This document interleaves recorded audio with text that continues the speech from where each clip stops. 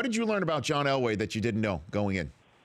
Man, I'll tell you. So when I originally wanted to write about John, I kind of thought that the entire question I'm asking is, why is he doing this? He's got all this money. He's got all this fame. He doesn't need to be dealing with this, and especially, doing it in the manner that he does it, which is very intense. And, at the beginning, I kind of thought that it was maybe him just needing to win and having that competitive drive and just needing to win at things. And he needed to be a GM in the NFL to kind of have it be a needle for that vein.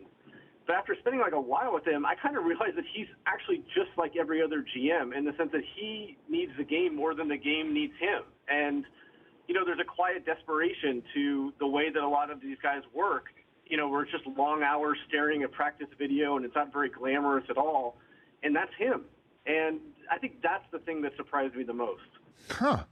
That it's just a competitive spirit needing to be fueled by the game of football and nothing else. Car dealerships and whatever he was doing in between his playing career and his executive career just wasn't cutting it, Seth? No, it wasn't. And I mean, the thing with business is that it takes a while to win. And then once you win, that's kind of it. And he won in business, and he made a lot of money. And I think that, one of the interesting things he told me was he's not just addicted to winning. He's almost addicted to the pain of losing also. It's kind of like that scene in Swingers, at the very end where Mikey is saying, you miss the pain of the breakup. He even kind of misses the pain of losing, and he's kind of addicted to the unknowingness of knowing what's going to happen on a week-to-week basis. And those are all the things that I found the most interesting about him. Especially, he's 56 years old. He's got 4 houses. He can fly anywhere he wants at any time. And yet, this is how he's choosing to spend his time. Seth Wickersham, who wrote a great piece, again, what a great title, too. Drive, John Elway's Drive Will Never End. You should all seek it out.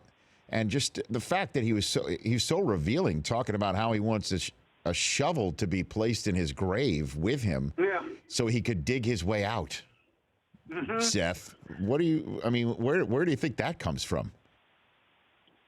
Well, I think that he's starting to feel older. I think that that's the other part of this. I think that, the game makes you feel young, and I think that he's starting to feel a little bit older. And, he's suffered a lot of death in his life. And, he's reaching that age where, he's not old per se, but, people he knows who are his peers, might die of a heart attack randomly here or there. And, that stuff weighs on him. And, I think that he doesn't know any other way other than being involved with football as a mechanism to quell that sort of insatiable drive that he has. And so, he sort of said that. It surprised me. It kind of came up out of nowhere. And he just said, I think we were talking about dying young, because I think a lot of great athletes often feel like they're going to die young because they can't ever really imagine being old. And we were talking about that, and he said, I never thought about dying young, but when I die, I want to have a shovel with me in case I wake up, I can dig my way out. And I started laughing, and I said, that's the most Elway thing I've ever heard in my life. And his eyes kind of got big, and he was like, it's never over until it's over. The Rich Eisen Show, weekdays at noon Eastern on Audience.